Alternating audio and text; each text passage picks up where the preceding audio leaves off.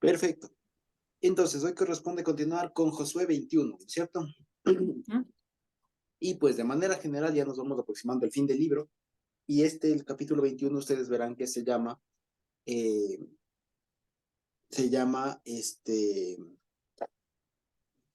o tiene que ver con la repartición de las ciudades a los levitas y también, sí, básicamente eso, la repartición de las ciudades de los levitas. Y el capítulo 22, en cambio, tiene que ver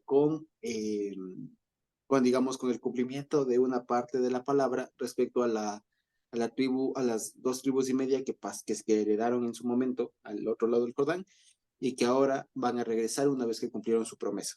¿Sí? Eso básicamente, y un problema que tuvieron ahí porque a su regreso hicieron un altar y demás, y hubo un lío ahí. ¿Sí? Eso de manera general de estos capítulos. Entonces, vamos a ver, de pronto alguien se anima a leer el capítulo 21, o si no, yo lo leo, ¿ya? ¿Sí? Dice el capítulo 21 de José. En algunas palabritas voy a cambiar para que lo noten, pero son, digamos, frases que ya lo hemos visto, no son nuevas, digamos, nada más para notar cómo suena diferente, ¿ya? Entonces dice, las cabezas de los padres de los levitas vinieron al sacerdote Eleazar, a Josué hijo de Nun y a los cabezas de los padres de las tribus de los hijos de Israel y les hablaron en Silo, en la tierra de Canaán, diciendo, el Señor mandó por mano de Moisés que nos fueran dadas ciudades donde habitar, con sus ejidos para nuestros ganados. Y entonces los hijos de Israel dieron de su propia herencia a los levitas, conforme a la boca del Señor, estas ciudades con sus ejidos. La suerte salió para las familias de los cuatitas y para los hijos de Aarón el sacerdote de los levitas, de la tribu de Judá, de la tribu de los de Simeón, de la tribu de Benjamín, por suerte 13 ciudades. Y los restantes hijos de Coad obtuvieron, de las familias de la tribu de Efraín, de la tribu de Dan y de la media tribu de Manasés, por suerte 10 ciudades. Los hijos de Gersón obtuvieron por suerte de las familias de la tribu de Isaacar, de la tribu de Aser, de la tribu de Neftalí y de la media tribu de Manasés en Basán 13 ciudades. Los hijos de Merari, según sus familias, obtuvieron de la tribu de Rubén, de la tribu de Gad y de la tribu de Zabulón 12 ciudades. Dieron pues los hijos de Israel a los levitas de estas ciudades con sus ejidos por suertes como había mandado el Señor por mano de Moisés. ¿Ok? Hasta ahí. Y después lo que sigue del 9 en adelante hasta el 42 son las ciudades, digamos ya la lista de las ciudades que se van repartiendo. ¿Ok? Entonces, alguien que sea bueno para sumar, ¿cuántas ciudades son? ¿Cuántas ciudades en total se les dio? ¿Y a quién nomás? De lo que acabamos de leer. A ver.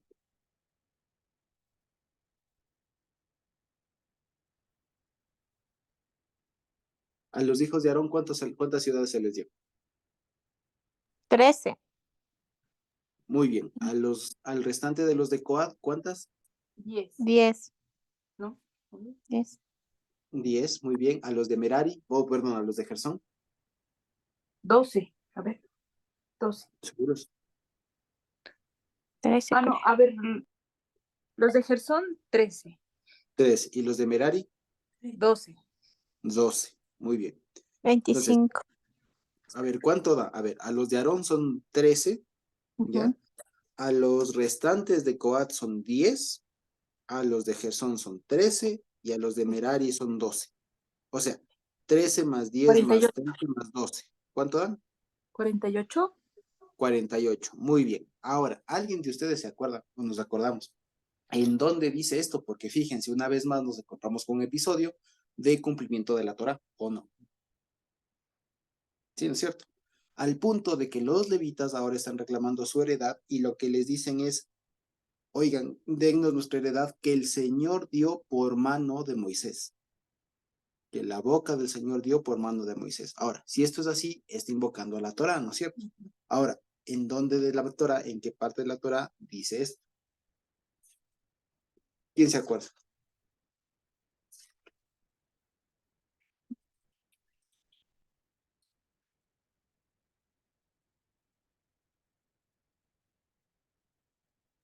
En Números 35.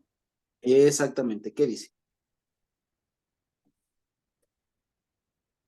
Dice, un segundito, por favor. Habló el Señor a Moisés en los campos de Moab junto al Jordán frente a Jericó, diciendo, ordena a los hijos de Israel que den a los levitas de la posesión de su heredad ciudades en que habiten. También daréis a los levitas los ejidos de esas ciudades alrededor de ella. Y tendrán ellos las ciudades para habitar, y los ejidos de ellas serán para animales, para sus ganados, para sus bestias. Y los ejidos de las ciudades que daréis a los levitas serán 1000 codos alrededor desde el muro de la ciudad por afuera. Luego medirán fuera de la ciudad, al lado oriente 2000 codos, al lado sur 2000 codos, al lado occidente 2000 codos, al lado norte 2000 codos, y la ciudad estará en medio. Esto tendrán por por ejido las ciudades. Y de las ciudades que daréis a los levitas, 6 serán de refugio, las cuales daréis para el homicida que se refugie allá, y además de estas daréis 42 ciudades. Todas las ciudades que daréis a los levitas serán 48 ciudades con sus ejidos. Y en cuanto a las ciudades que diereis de la heredad de los hijos de Israel, del que tiene mucho tomaréis mucho, del que tiene poco tomaréis poco, cada uno dará de sus ciudades a los levitas según la posesión de herencia. Muy bien, gracias, Carmen. Entonces fíjense, ¿cuántas ciudades tenían que darles? 48 en total.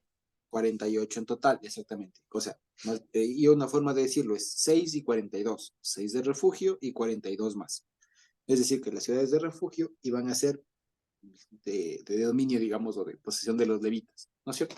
Y que les iban a dar, iban a, si se quiere, iban a ceder de entre las posesiones, de entre las propiedades, herencias, pues, de las demás tribus, ¿no es cierto? Entonces, eso básicamente. Ahora, el número 48 también es un poco tipológico, porque si divido 48 para 4, ¿cuánto da? 12. 12, exactamente. Entonces da 4 veces 12. Entonces es interesante que en los levitas, de alguna manera aquí estén en las ciudades de los levitas, incluidas las de refugio, perdón, estén de alguna manera representadas, como veíamos en Marcos, ¿se acuerdan? El 4 y el 12. ¿Sí se acuerdan? O sea, el 4 es como la plenitud de los gentiles y el 12 los tribus. Entonces, 4 por 12 es la plenitud del pueblo y de los gentiles. Es que la plenitud del pueblo, ya con gentiles y todo, y que además pasan a ser levitas y demás. ¿Se me explico? Entonces, es un número bastante tipológico en ese sentido. ¿Sí? Ahora, la mayoría de estas ciudades sí se encontraron, sí se han encontrado y demás, y si ustedes buscan cada una de las ciudades, van a encontrar información, ¿sí? Van a encontrar información. Ahora bien, una vez más, como les decía, vemos aquí un escenario, otro escenario en el que una parte del pueblo acude ante las autoridades para que se ejecute la palabra del Señor. Una vez más, como lo vimos en su momento con Caleb, los levitas y los hijos de Aarón, con todo y ser levitas y sacerdotes los otros, ¿no es cierto? No dijeron, bueno, como yo ya soy y Dios ya me dijo, pues simplemente voy y lo tomo, ¿no es cierto? Sino que con toda la promesa que tenían, fueron a pedirlo ante la autoridad que correspondía. En este caso era Eleazar, Josué y los hijos de Israel, los ancianos, pues, ¿cierto? Las cabezas de las tribus. ¿De acuerdo? Entonces ellos fueron, pusieron su causa adelante y se dijo, sí, es cierto. Ya, imaginémonos lo que haría Josué y los demás, ¿no es cierto? Sería decir, sería más o menos, me vienen con esta petición, me argumentan, me dicen que esto lo ha dicho el Señor, pues vamos a ver si es así, ¿no es cierto? Y habrían hecho más o menos lo que acabamos de hacer, vuelta a números, sí, sí está escrito, sí fue dicho, por lo tanto les corresponde, han dicho 48, pues tales, tales, tales, tales, ¿ya? Y después lo que hacen es dividir a la tribu, a las tribus. Ahora, a la tribu, perdón, sí, bueno, a los levitas. Primero, respecto de esto, ya pasando al tema de acudir a la autoridad, por otro lado, fíjense ustedes que nunca se habla, o al menos en este pasaje no se habla de los hijos de Leví, sino que se utiliza el gentilicio, los levitas, a diferencia de los hijos de Efraín, los hijos de Judá o los hijos de Israel. Aquí se utiliza directamente el gentilicio, los levitas. Fíjense, los jefes de los padres de los levitas. no dice de los hijos de Leví, ¿ya? Es una curiosidad que encontramos ahí y precisamente es como para designar o para denotar que estas personas, los levitas en este caso, no fueron considerados como tribu, como tal, como digamos, que tenían derecho a herencia, sino que tenían otra función, otro rol. Y especialmente acuérdense que ellos vienen a pedir también su heredad una vez que ha terminado su oficio anterior.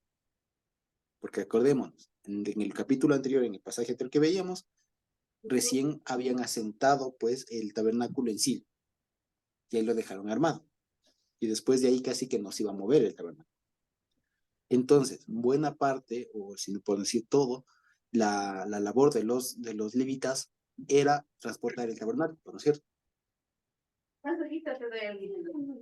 Era transportar más bien el tabernáculo. ¿De acuerdo? Entonces, ¿qué pasa cuando ya esa tarea se acaba? Me explico, ya no tendrían más la tarea de los levitas de estar transportando el tabernáculo porque ya llegaron a la tierra. Ya cumplieron esa tarea que se les había encargado. Entonces ahora, una vez que cumplieron su tarea, también les dicen, dennos a nosotros lo que el Señor nos ha prometido. ¿De acuerdo? Y comienzan a dar precisamente todo eso, ¿sí? Eso con respecto a lo de los levitas y demás, ¿sí? Ahora, también llama la atención otra cosa, la forma en la que se dividen las 48 ciudades, ¿ya? Y es primero que fíjense que se toma como una clase aparte a los hijos de Aarón.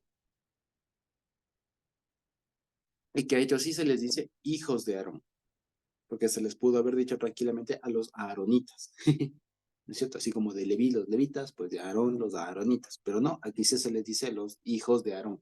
Y cada vez que se habla de esto de los hijos de alguien o hijo de alguien, siempre se hace con el objetivo de marcar una pertenencia o la descendencia a un patriarca principal. En este caso, los hijos de Aarón. Entonces, lo que les daba, o lo que les daba su nombre, digamos, era Aarón, ¿sí? A diferencia de cuando se dice los levitas, que es una forma más genérica de referirse a todo ese conjunto de gente. De igual manera, los coatitas, o los hijos de Coat, o los de Gersón, o de Merari, igual, se debían a esta persona, o sea, como decir, tomaban nombre de esta persona, de este patriarca, de su antepasado más importante, digamos, ¿sí? Y por otro lado, nos vamos a dar cuenta que, ya cuando veamos las ciudades, nos vamos a dar cuenta que las ciudades de los hijos de Aarón, de los sacerdotes, pues, se ubicaban más bien al sur. Se ubicaban más bien al sur en los territorios de Judá, principalmente Simeón y Benjamín. Se ubicaban ahí, es decir, al sur, lo que después sería el reino del sur. De ahí es que muchos investigadores sugieren o intentan decir que posiblemente estos capítulos, del capítulo 21, digamos, este capítulo 21 en realidad, el 20 y el 21, son como un añadido posterior al relato original de Josué.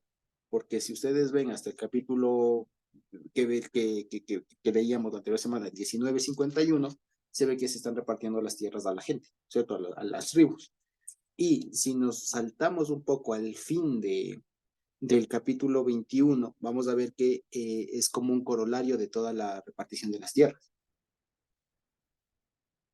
¿De acuerdo? Si nos saltamos un ratito al Josué 21:43, por ejemplo, dice, de esta manera dio el Señor a Israel toda la tierra que había jurado dar a sus padres, y la poseyeron y habitaron en ella, y el Señor les dio reposo alrededor, conforme a todo lo que había jurado a sus padres, y ninguno de todos de sus enemigos pudo hacerles frente, porque el Señor entregó en sus manos a todos sus enemigos.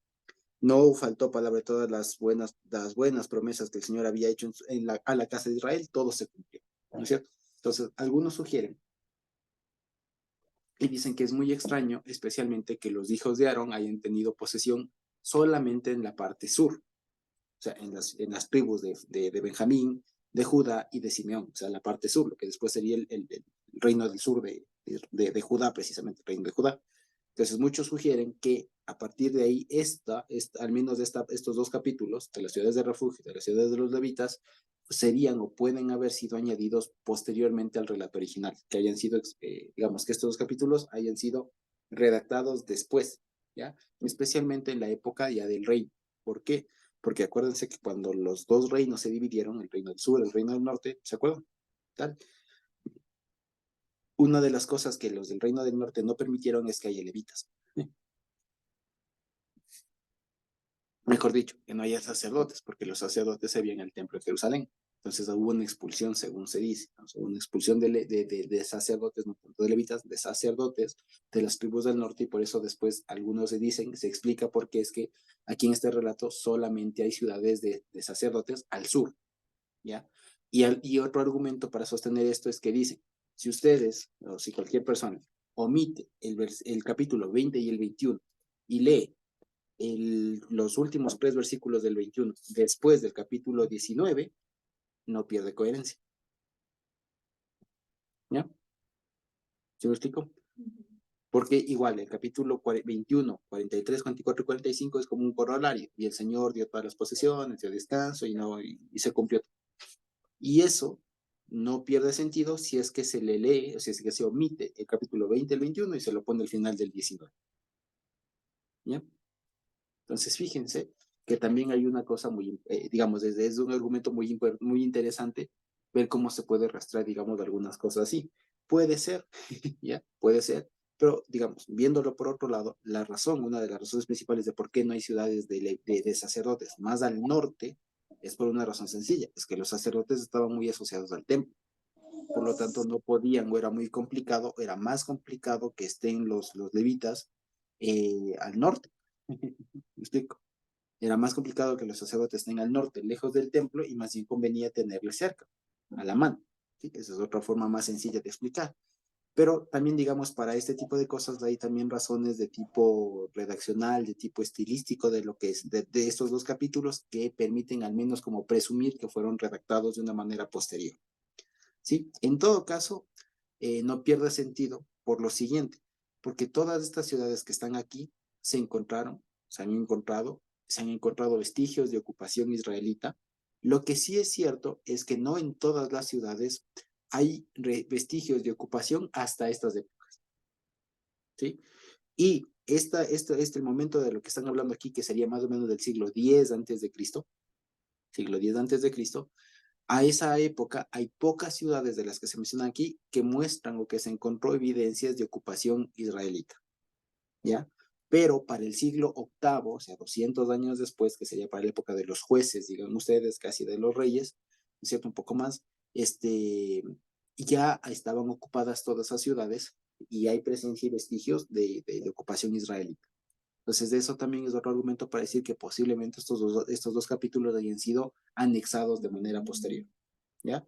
Porque a la época donde estaría ocurriendo todo eso no se pudo encontrar en todas esas ciudades. Si bien se encontraron las ciudades, cuando hacen las excavaciones llegan a donde sería, porque cuando se excavan las ciudades es como que ustedes imagínense una cebolla, ya que tiene capas. Entonces, las capas superiores, las de más arriba, son las más recientes. Mientras más de abajo se cava, se va encontrando capas más antiguas.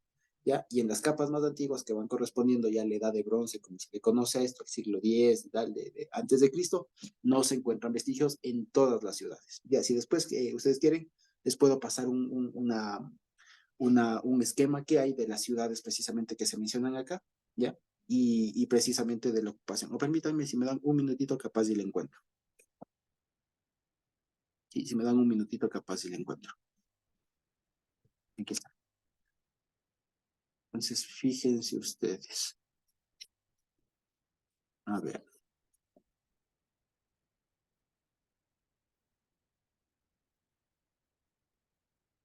Me dan un minutito, aquí está. Aquí está, ya la encontré. Aquí vamos.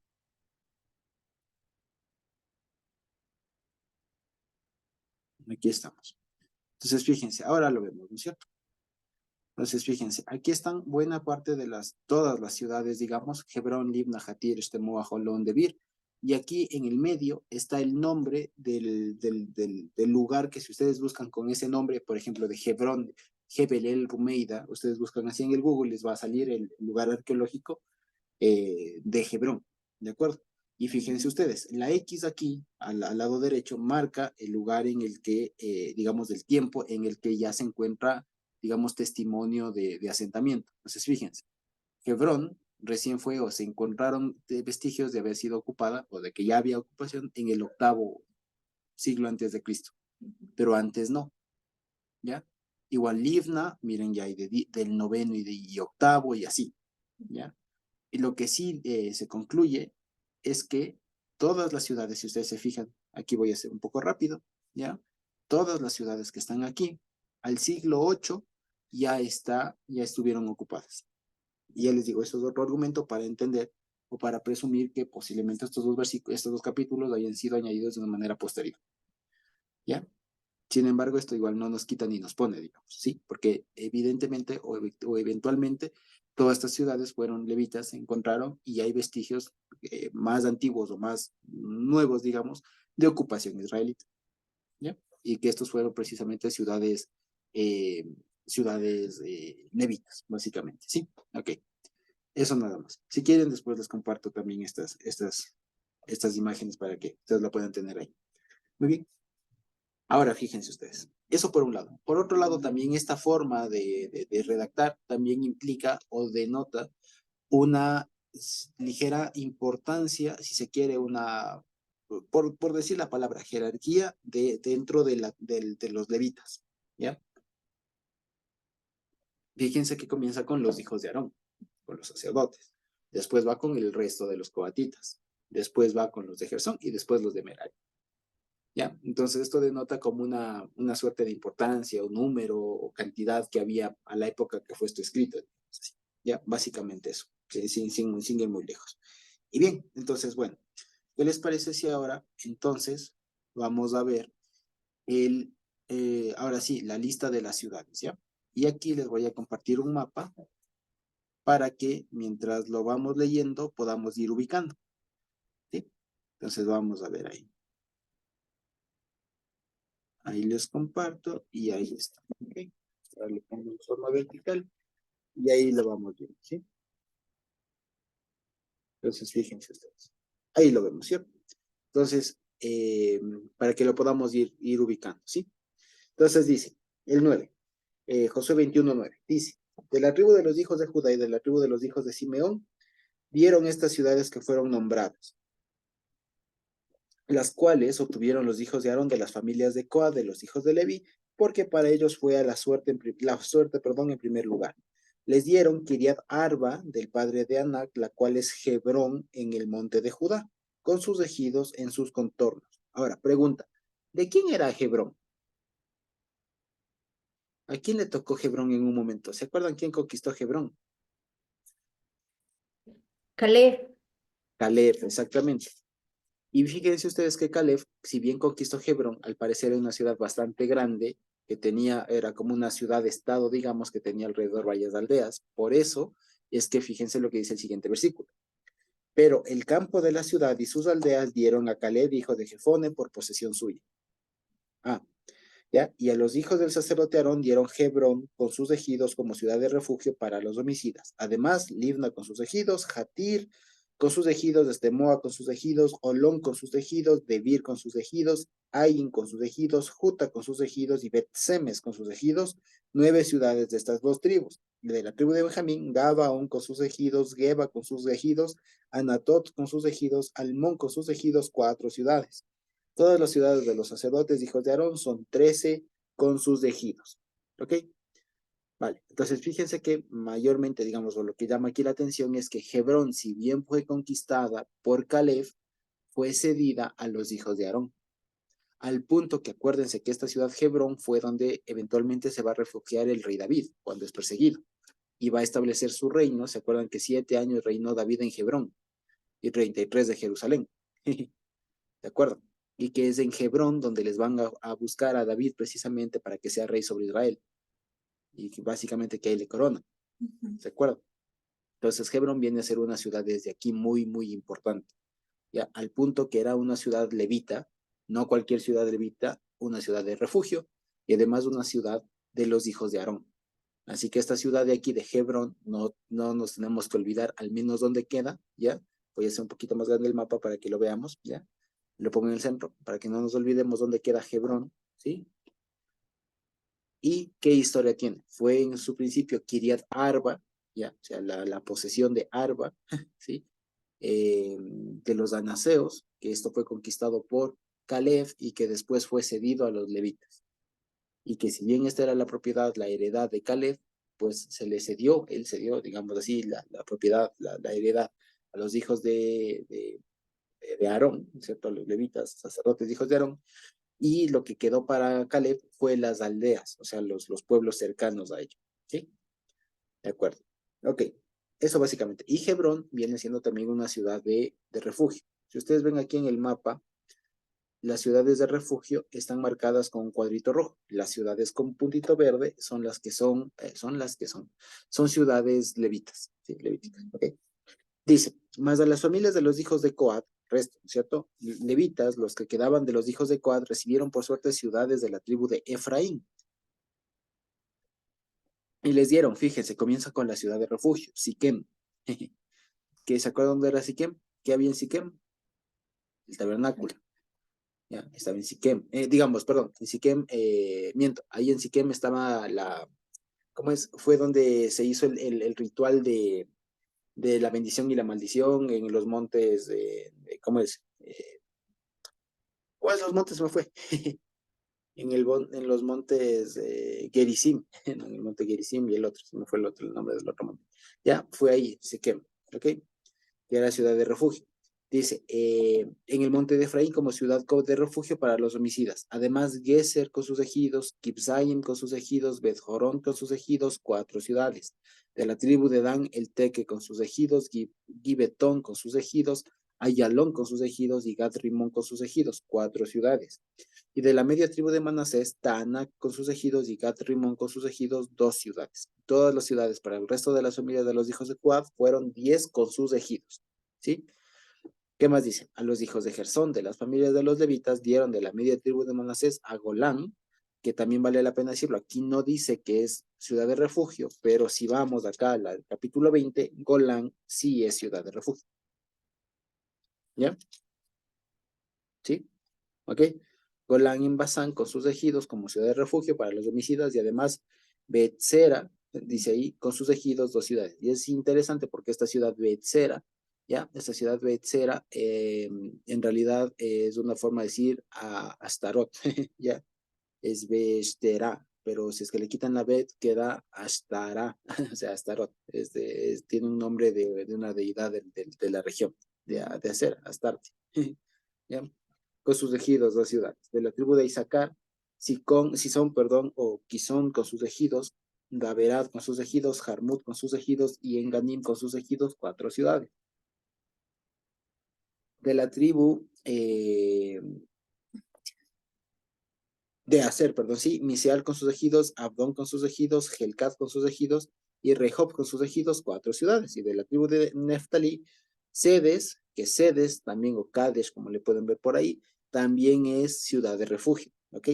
Kedesh en Galilea con sus ejidos como una ciudad de refugio para los homicidas, aquí se lo pone.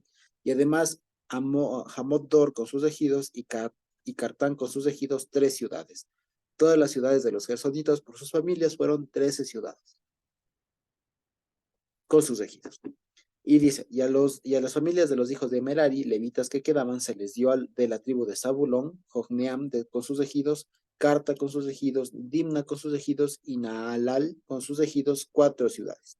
Y dato curioso aquí, no en todos los testimonios, los escritos, los rollos antiguos, los pergaminos antiguos, aparecen los versículos 36 y 37, ¿ya? No en todos. En la Biblia incluso hebrea se pasa del 35 al 38.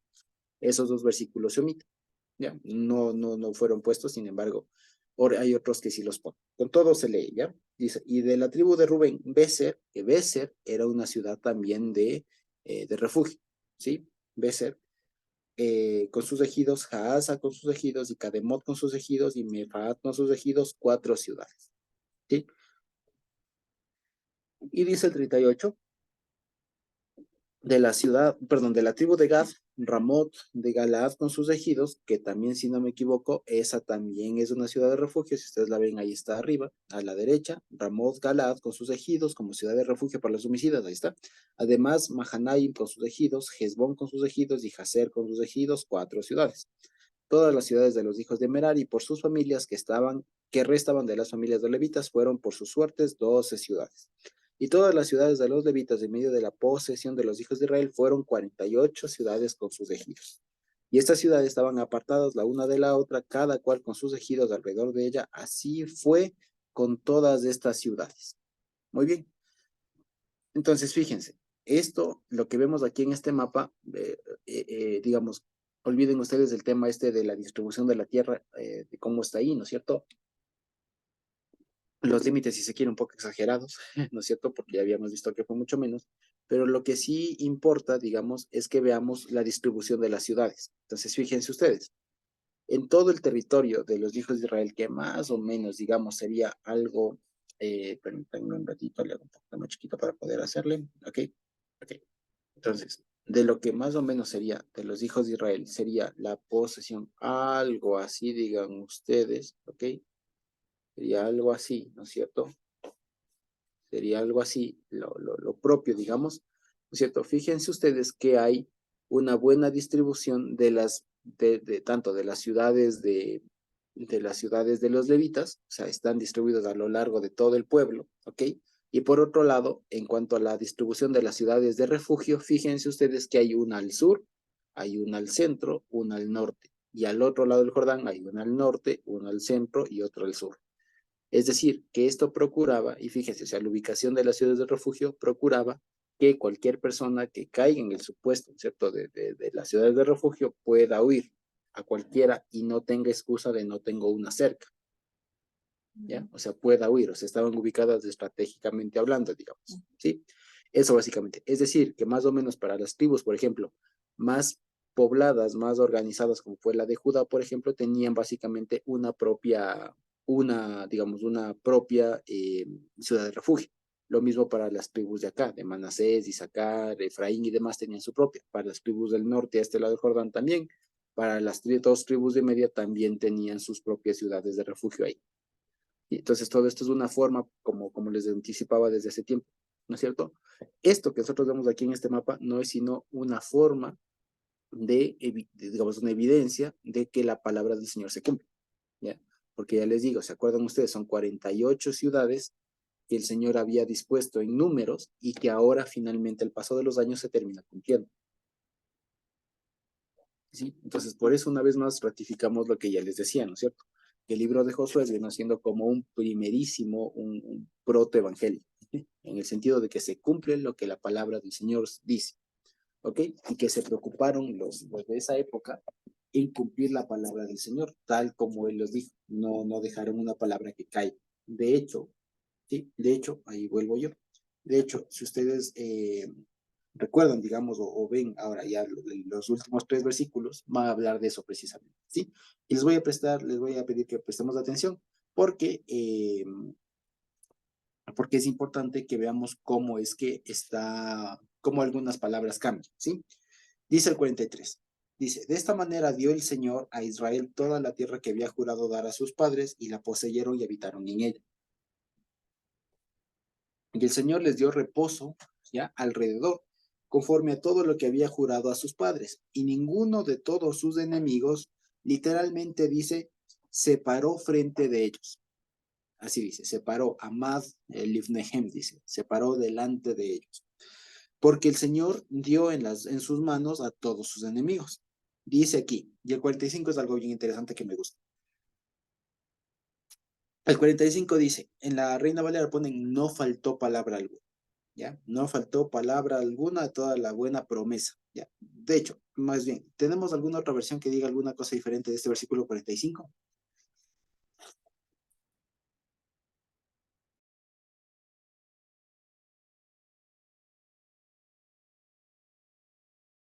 ¿Tenemos por ahí? Capítulo 21, 45 de Josué, ¿en alguna otra versión?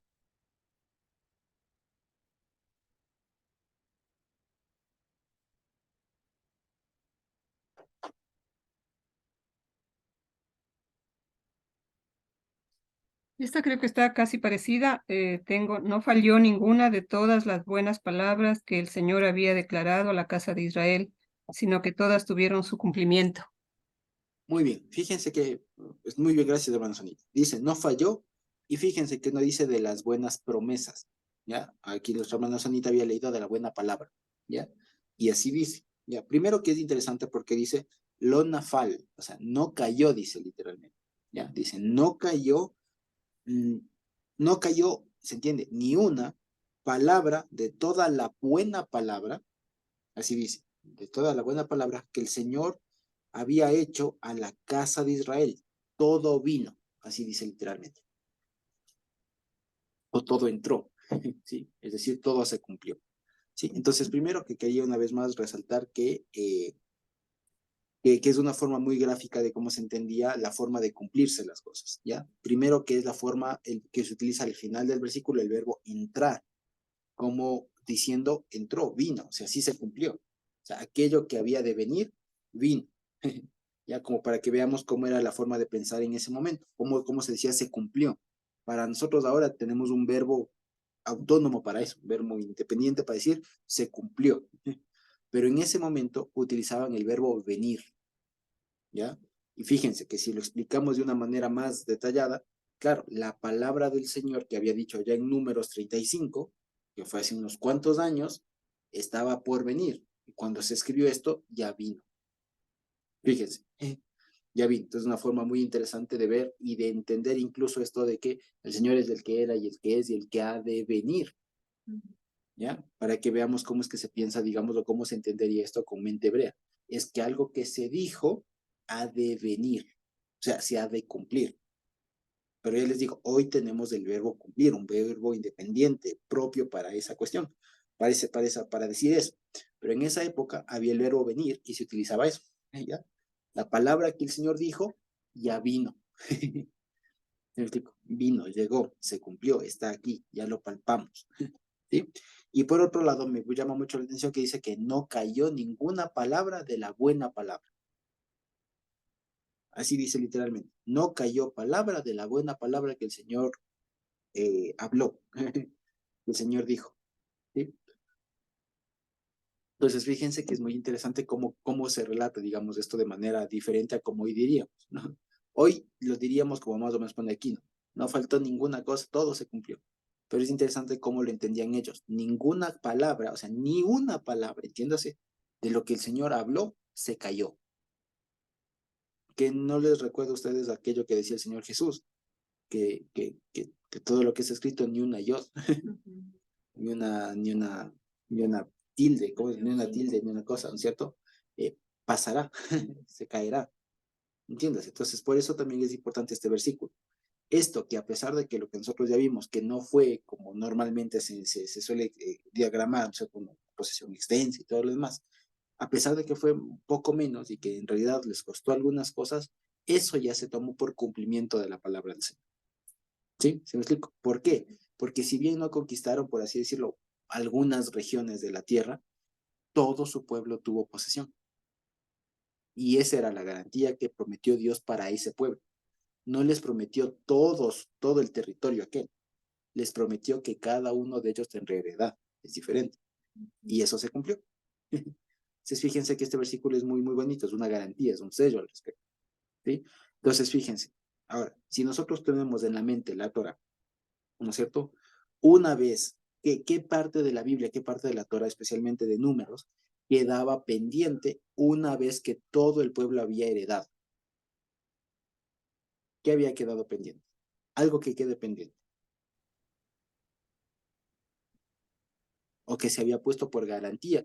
Solamente cuando todos los demás conquisten, tal cosa tiene que pasar.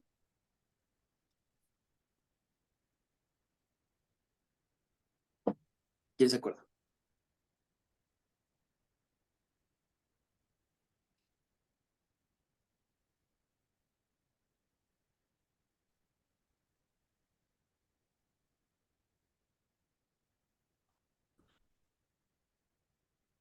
¿Se acuerdan por ahí? Tal vez que Efraín podía disfrutar de su tierra o algo así. Por ahí, pero no es de Efraín. Ay, ¿Quién es Rubén de Efraín? ¿Y quién más? y Benjamín, un poquito. No es Benjamín. El otro Va, hermano, pues, alguno de los 11 que quedan, no me acuerdo. va por ahí. Podemos leer en Números 32, ¿ya? Podemos ver en Números 32. Vamos un ratito, fíjense. Ya, Números 32, 31, perdón.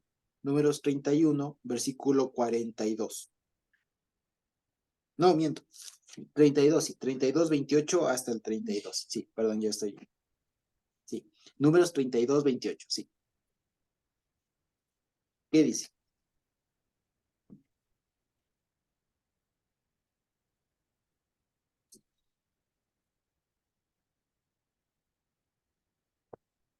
Números 32, 28.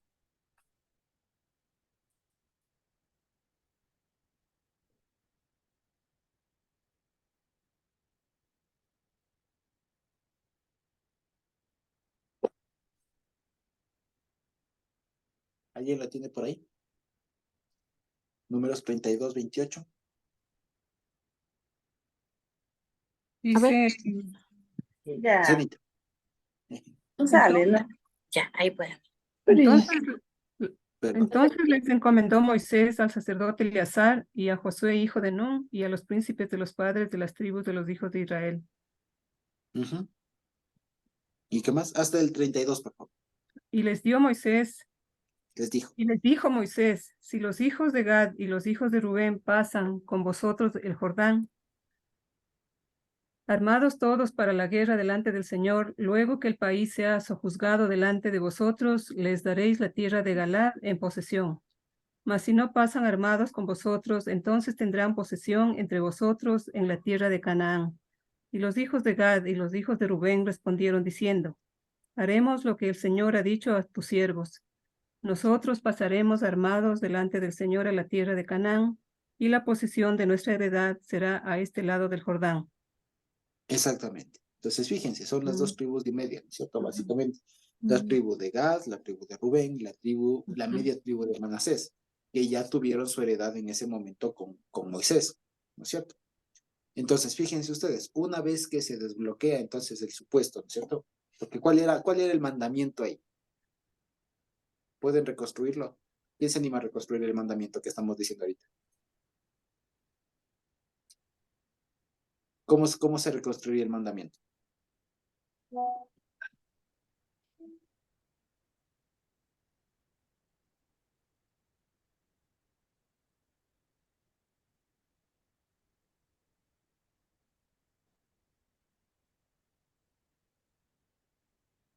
¿Alguien se anima?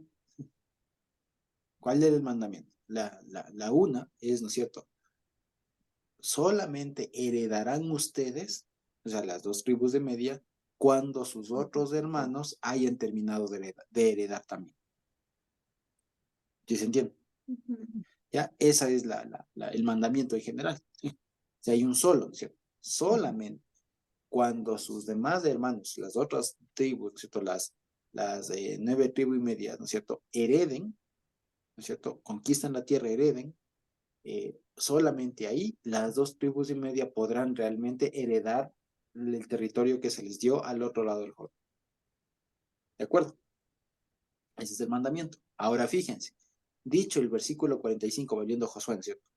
En Josué 21, 45 dice que toda la tierra ya fue dada y todo lo demás y que ninguna palabra faltó. ¿Qué pasó?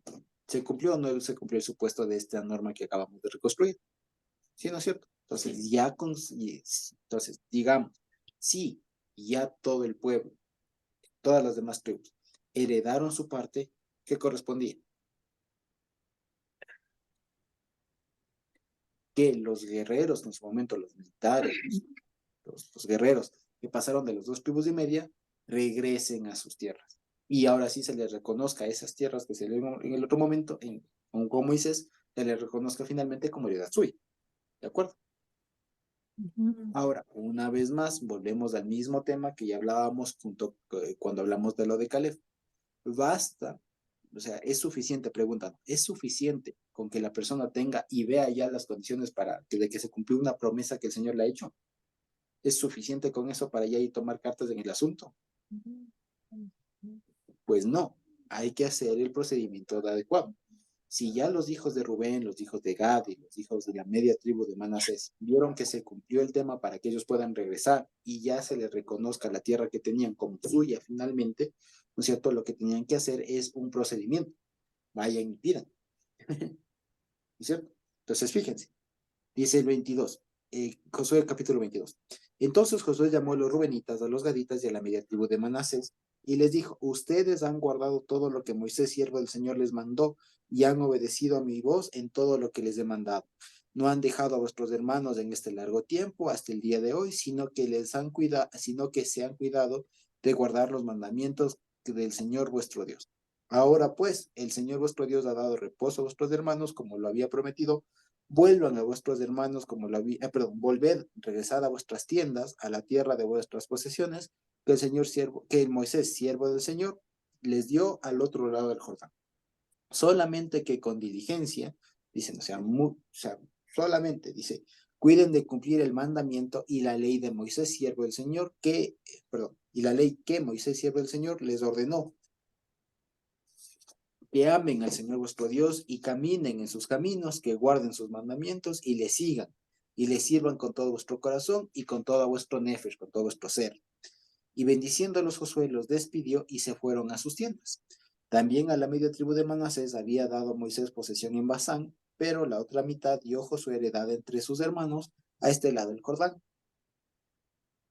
al occidente, y también a estos envió Josué a sus tiendas después de haberlos bendecido. Y les habló diciendo, vuelvan a sus tiendas con grandes riquezas, con mucho ganado, con plata, con oro y bronce y muchos vestidos, compartan con vuestros hermanos del botín de vuestros enemigos. ¿De acuerdo? Y dice, así los hijos de Rubén y los hijos de Gad y la media tribu de Manasés se volvieron separándose de los hijos de Israel desde Silo, que está en la tierra de Canaán, para ir a la tierra de Galaad, a la tierra de sus posesiones, de la cual se habían posesionado conforme al mandato a la boca del Señor por mano de Moisés. Y llegando a los límites del Jordán, que está en la tierra, hasta ahí, ¿no es cierto? El 10 de ejemplo. Entonces, hasta ahí. Fíjense, una vez más aquí llama la atención que incluso en este caso ni siquiera ellos tuvieron que pedir, sino que tal era la vigencia, digamos, de la palabra, que el mismo que estaba a cargo le dice, no hace falta que ustedes pidan, cumplieron, por lo tanto, vayan. Son libres, se cumplió el mandamiento, vuelvan a su casa. Vuelvan, y es más, le dice, vuelvan, ustedes no han quebrantado, solamente no se piden seguir al Señor, vuelvan. Entonces, fíjense una vez más que este es otro testimonio que en estas dos porciones de estos dos versículos, en estos dos capítulos que hemos estado leyendo, demuestran una vez más que Josué es, por su forma, digamos, por su estructura, es precisamente un libro profético en ese sentido, ¿no? Porque de alguna manera, si de manera sencilla, da ejemplos, da testimonio de que se cumplió lo que en su momento estaba solamente prometido, ¿ya? Tanto el tema de las ciudades de los levitas, las ciudades de refugio, y ahora este regreso de los hijos de las dos tribus de Medio. ¿No es cierto? Y ahora, fíjense adelante. Para la siguiente porción vale la pena que pongamos mucha atención a lo que está pasando y fijémonos en cómo se resuelve. ¿Ok? Entonces, fíjense, a partir del versículo 10 dice así. Dice así. Llegando a los límites del Jordán, que está en la tierra de Canaán, los hijos de Rubén, los hijos de Gad y la media tribu de Manasés edificaron allí un altar junto al Jordán, un altar de grande apariencia, y los hijos de Israel oyeron decir que los hijos de Rubén, los hijos de Gad y la media tribu de Manasés habían edificado un altar frente a la tierra de Canaán en los límites del Jordán, del lado de los hijos de Israel. Cuando oyeron esto a los hijos de Israel, se juntó toda la congregación de los hijos de Israel en Silo para subir a pelear contra ellos. Ok, hasta ahí. ¿Qué opinan ustedes? A ver, si podemos participar sería buenísimo. ¿Qué opinan ustedes? Las tribus son despedidas en paz, se cumple toda una alegría, vayan, regresen con riquezas, todo, regresen, sean felices, cumplieron, son libres, y de pronto se escucha que en su regreso van construyendo un altar. ¿Qué harían ustedes? Suponiendo que cada uno de nosotros somos una autoridad dentro del pueblo ahí y que nos viene esta noticia. ¿Qué haríamos? ¿Qué haríamos? Averiguar la motivación por la que hicieron. Exactamente, averiguar. Muy bien, es eso, ¿ya? Aquí fíjense que ya nos anticipa que para pelear contra ellos. O sea, en última instancia, el mandamiento es, si es que alguien se aparta, destruye. ¿No es cierto? Entonces, fíjense, o sea, esa era la última instancia. Pero antes de subir a pelear contra ellos, porque pelear era básicamente desaparecerles, ¿no es cierto? Lo que van a hacer, y ahora vamos a ver cómo es el procedimiento, que si nosotros de plano, y fíjense para que tengamos en la mente, esto que el Señor dijo ya en Mateo, de que si tienes algo con tu hermano, ve, búscale, hablen en privado con él, que si le convences habrás ganado un hermano, y si no puedes, ve y toma dos testigos, si no puedes, llevarlo a la asamblea, y si no puede, entonces sí tenlo por gentil y publicano. ¿Se acuerdan de aquello? Pues tengan eso en la mente, a ver qué pasa acá. ¿Ya? Entonces, fíjense, dice el 13. Y enviaron los hijos de Israel a los hijos de Rubén, a los hijos de Gad, a la media tribu de Manasés en tierra de Galaad, a Fines, hijo del sacerdote Eleazar. ¿Ya? Y dice, y a 10 príncipes con él, un príncipe por cada casa paterna de las tribus de Israel, cada uno de los cuales era jefe de la casa de sus padres de entre los millares de Israel, los cuales fueron a los hijos de Rubén, a los hijos de Gad, a la media tribu de Manasés, en la tierra de Galaad, y les hablaron diciendo, toda la congregación del Señor dice así, ¿qué transgresión es esta con que ustedes prevarican contra el Dios de Israel para apartarse hoy de seguir al Señor, edificándose para ustedes altar para ser rebeldes contra el Señor? ¿No ha sido bastante la maldad de peor de la que no estamos aún limpios hasta este día, por la cual vino la mortandad en la congregación del Señor, para que ustedes se aparten hoy de seguir al Señor? Ustedes se rebelan hoy contra el Señor y mañana se irá él contra toda la congregación de Israel. Si les parece que la tierra de su posesión es inmunda, pásense a la tierra de la posesión del Señor, en la cual está el tabernáculo del Señor, y tomen posesión entre nosotros, pero no se rebelen contra el Señor, ni se rebelen contra nosotros, edificándose altar, además del altar del Señor nuestro Dios. ¿No cometió Acán, hijo de Sera, prevaricación en el anatema, y vino ira sobre toda la congregación de Israel? Y aquel hombre no pereció solo en su iniquidad. Entonces, fíjense ustedes. Esto es básicamente lo que decía Carmita. Entonces, fíjense, ante cualquier situación, ante cualquier novedad, y esto es algo muy importante para cada uno de nosotros, ¿ya? Porque, fíjense, ¿de qué pecado se está hablando aquí? A ver, fíjense, o sea, ¿de qué cosas se tuvo noticia? Sabemos que es un pecado, ¿no es cierto? Pero si podemos decirlo así, ¿qué pecado en sí sería? Porque sabemos que está algo mal, ¿no es cierto? Tenemos sospecha de que está algo mal. ¿De qué pecado se le estaría acusando? ¿Qué opinan ustedes?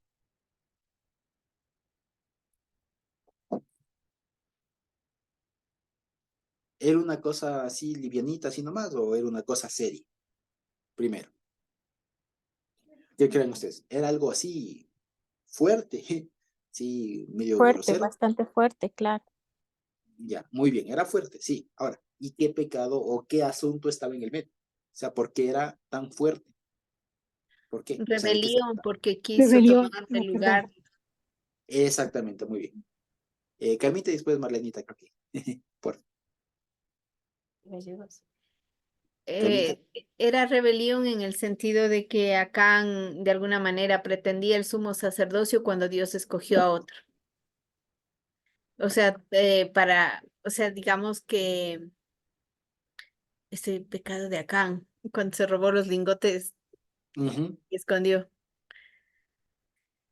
Ajá, Acán, ¿no es cierto? De los simenitas de Baal peor, ¿se acuerdan? Sí. También les dije lo de Balaam y tal. Entonces es pecado de rebelión, o sea, lo que le están acusando es, tenemos fuertes indicios, ¿ya? O sea, lo que le está diciendo es, tenemos fuertes indicios de que ustedes están levantando un altar en contra del Señor, que ustedes están pecando, y en el fondo lo que está diciendo es que ustedes desconocen la autoridad del Señor. Ese es el pecado. Entonces, fíjense, y ya les digo, y este pasaje de aquí es muy bueno para saber cómo afrontar este tipo de cosas. Porque muchos de nosotros en muchas ocasiones podemos llegar a escuchar cosas groseras de algún hermano. ¿Ya? O sea, que nos llegue un rumor, si se quiere, una noticia como de aquí, de que alguien hizo tal cosa. ¿Ya? O sea, imagínense, el equivalente aquí sería como que, oigan, le vi a fulanito, no sé, entrando o hincándose en una iglesia católica, alguna cosa así, ¿ya? O le vi así, o le vi con una imagen en su casa, alguna cosa así, me explico. Sería una cosa así grosera, muy fuerte, digamos, muy impactante, ya que no se puede hacer uno de la vista gorda, como se dice, no se puede pasar por alto. Pero la forma de actuar es esta. Fíjense que si bien si hubiera verificado aquel pecado, claro, la pena era de muerte y de destitución. De muerte en ese caso, lo que ahora se traduciría en excomunión.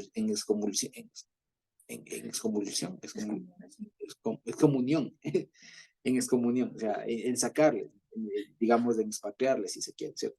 Actualmente, en ese momento era subir a pelear para exterminarles. O sea, es un pecado de muerte, básicamente, el desconocer a Dios como Dios, ¿de acuerdo?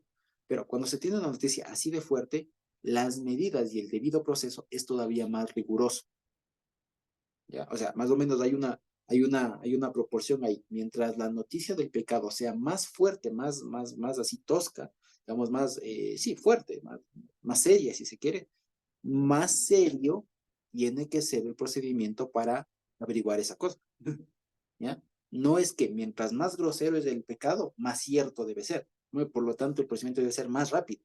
No, es al revés, ¿ya? Por eso les digo, ¿cuántas veces? Y se ha visto esto mucho en mi iglesia, que a veces vieron cosas así, a veces al ojo, así, al vuelo de pájaro, se dijeron conclusiones y terminan a veces familias afectadas, iglesias afectadas o personas, vidas afectadas por algo que después nunca fue, ¿ya? Que fue solo la percepción o que fue algún malentendido, alguna cosa así. Entonces, siempre que tengamos una noticia, por más fuerte que sea, no hay que salir a matar. ¿Me explico? No hay que salir a matar, no hay que tirar a matar. Por más grosera que sea la noticia, por más impactante que sea la noticia, no hay que salir a matar. Hay que tomar medidas de qué pasó. Usted me viene con esa noticia, pero ahora voy a ver si es cierto. Porque si es cierto lo que usted me dice, la pena es muy fuerte. La pena es radical.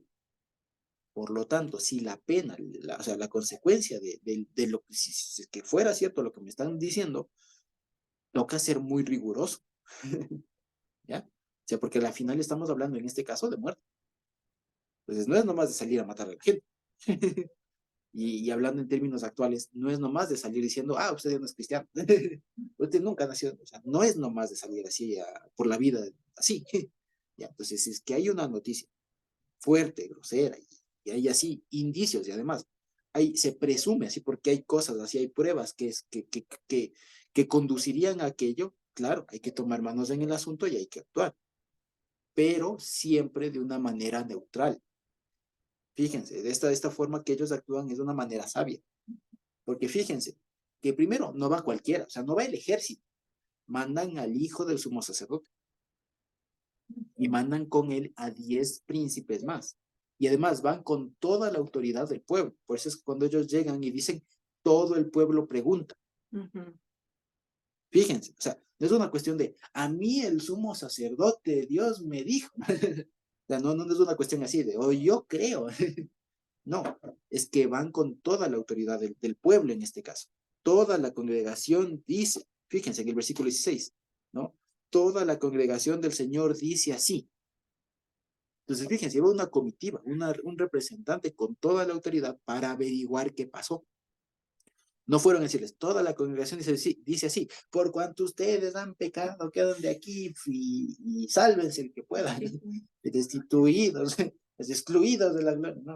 No fueron. Pero, ¿qué es lo que está pasando acá? Y esto es un argumento muy interesante. Tal vez no siempre funciona así, pero tal vez, digamos, lo que se puede entender esto, porque si ustedes lo leen, una forma de leerlo esto, es como acusarles. Ustedes están pecando, ¿no? Porque acuérdense lo que pasó en Valpeor, acuérdense lo que hizo Acán, acuérdense, ¿no? Pero fíjense ustedes que, digamos, el mensaje es más bien indagativo, o sea, es de preguntar. Están preguntando, ¿qué está pasando? No se olviden de lo que pasó cuando algunos hicieron menos. A veces por menos terminaron en cosas peores. O sea, no se olviden, o sea, no estamos hablando aquí de medias tintas. O sea, fue un procedimiento serio. Y además otra cosa, inmediato. No se dejó pasar el tiempo.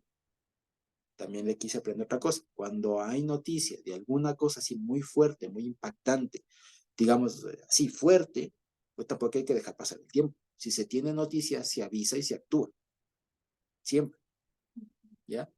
Porque si no después, en el caso de que sea cierto, pasa el tiempo y eso se acentúa y ya no hay que hacer, ya no hay cómo hacer mayor cosa, digamos, o se complica la acción de si se hubiera actuado ese rato, digamos, ¿sí? Entonces es muy importante que aprendamos todo aquí, cómo actuar.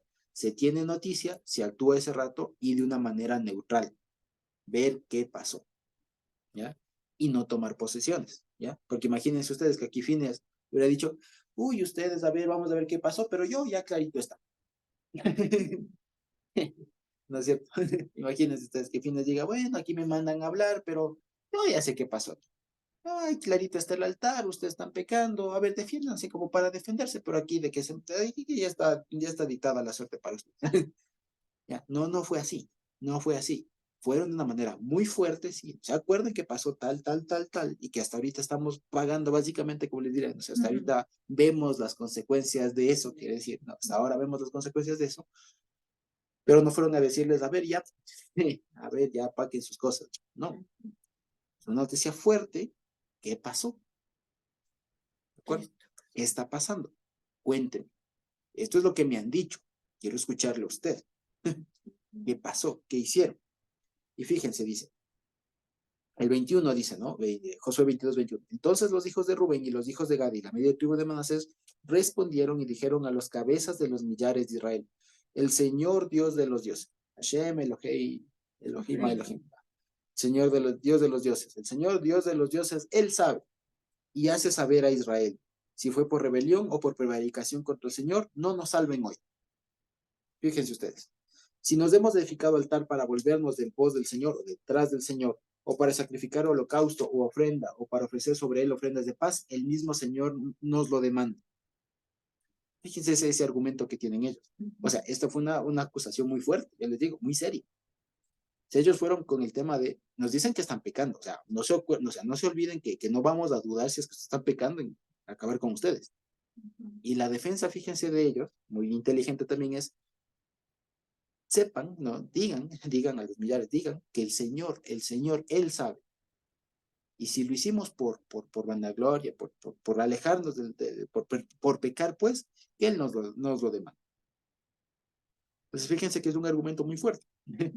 Argumento muy fuerte y que hablándolo así, digamos, y cuando esto se expone de una manera honesta, es una garantía, digamos, de la persona, cuando la persona está consciente diciéndolo. O sea, por último, si ustedes me condenan, Dios sabe que no es así. O sea, yo delante del Señor les digo que no es así. ¿Ya? Y ahora se explica. Lo hicimos más bien por temor de que mañana vuestros hijos digan a nuestros hijos qué tienen ustedes con el Señor Dios de Israel. Fíjense, se explica. ¿Se entiende? Ahora fíjense ustedes, con esto se soluciona por qué, ¿no es cierto? Pero con todo todavía queda en el aire un tema de que un altar es un altar. Cualquier rato cualquier persona comenzar a hacer sacrificios ahí, ¿cierto? Y hacer cualquier cosa. Y fíjense cómo se defienden.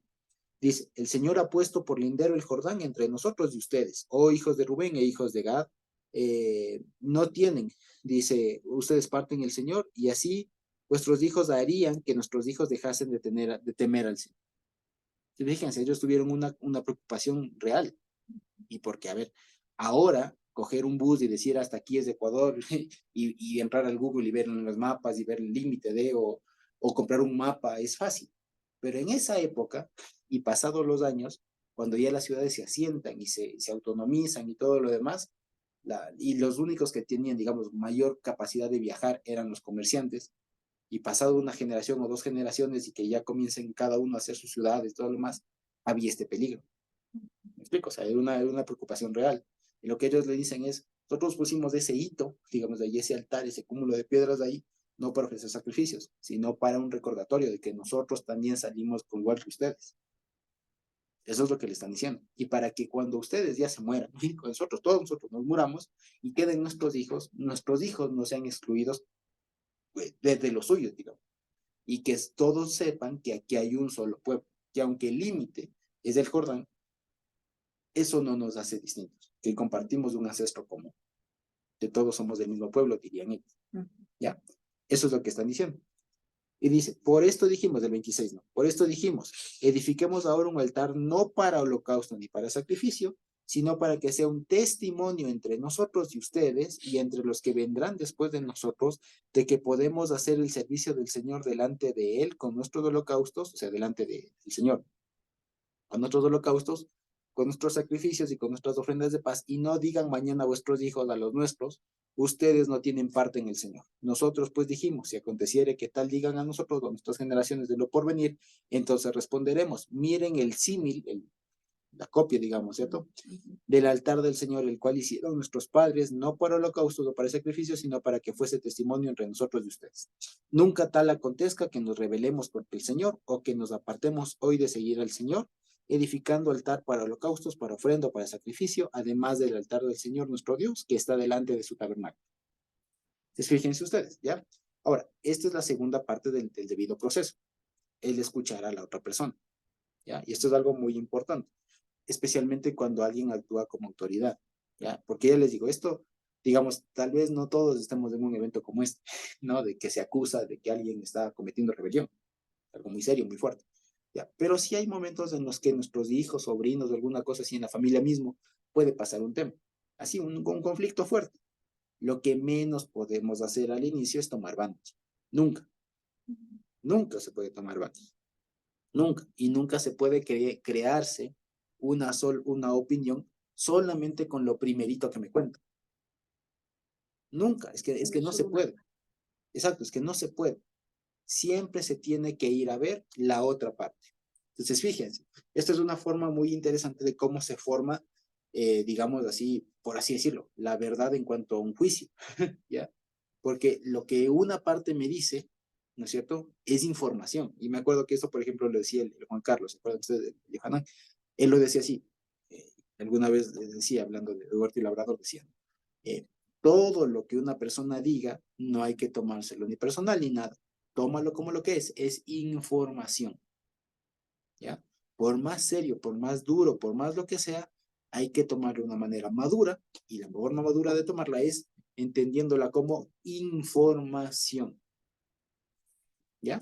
Entonces, fíjense, otra forma de entenderlo es como que nos dan piezas de un rompecabezas, y yo no puedo hacerme la figura completa del rompecabezas solamente con las piezas que me otorga una parte de los involucrados. No puedo. Y sería loco, sería así medio zafado, digamos así, sacar conclusiones solamente con lo que me presenta una parte. Es que no se puede. O sea, no se puede. No es sano. Voy a sacar una conclusión conforme a lo que me han contado. O sea, a medias. ¿Me explico? Entonces, no se hace así. ¿Cómo se tiene que hacer? Si como se vio aquí, pues, si es que vienen con una noticia muy fuerte, muy potente, así, seria, lo que tengo que hacer es hacer un procedimiento igual de serio, igual de riguroso, ¿ya? Y con la noticia que tengo, digamos así, fíjense ustedes, ¿ya? A ver, si pudiéramos hacer un esquema de esto, veamos. Entonces, poniendo así, ¿qué me han dicho? Fíjense ustedes, ¿no? ¿Qué me han dicho? Voy a poner solo iniciales. ¿Qué me han dicho?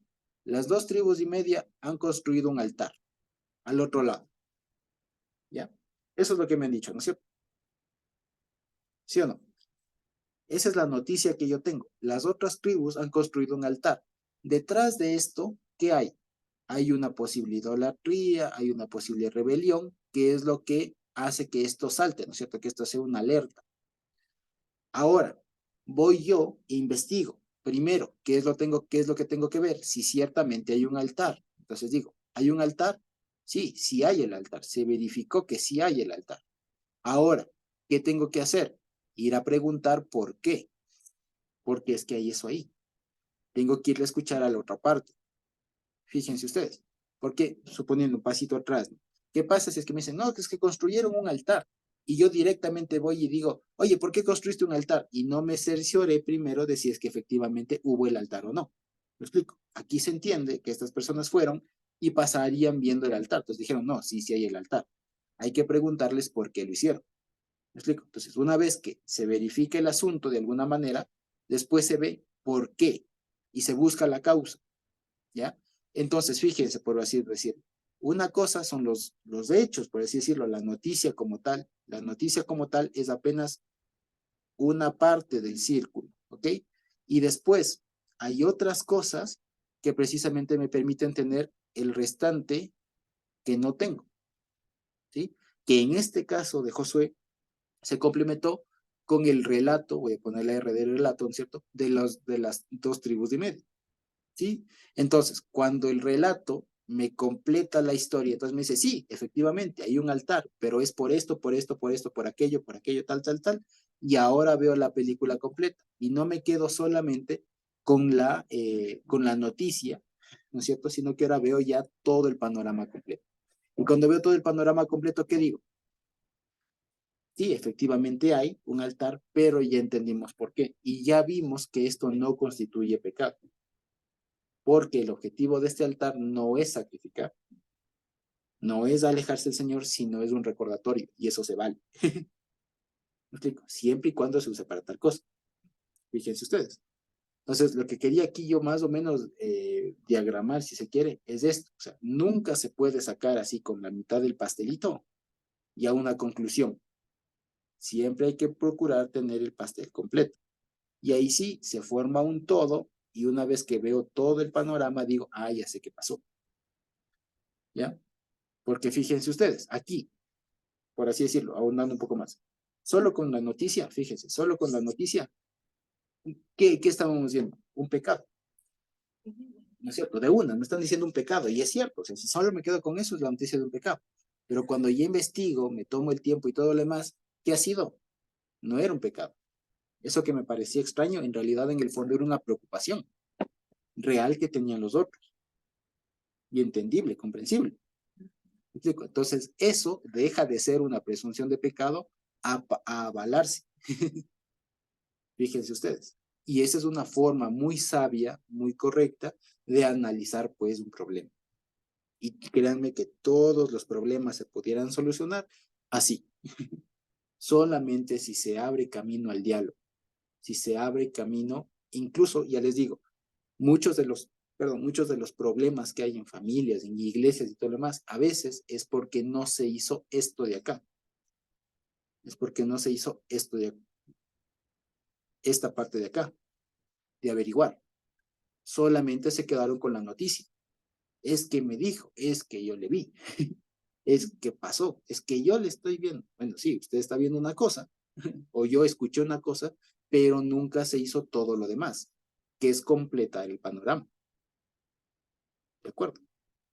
Entonces, fíjense, esto siempre pasa.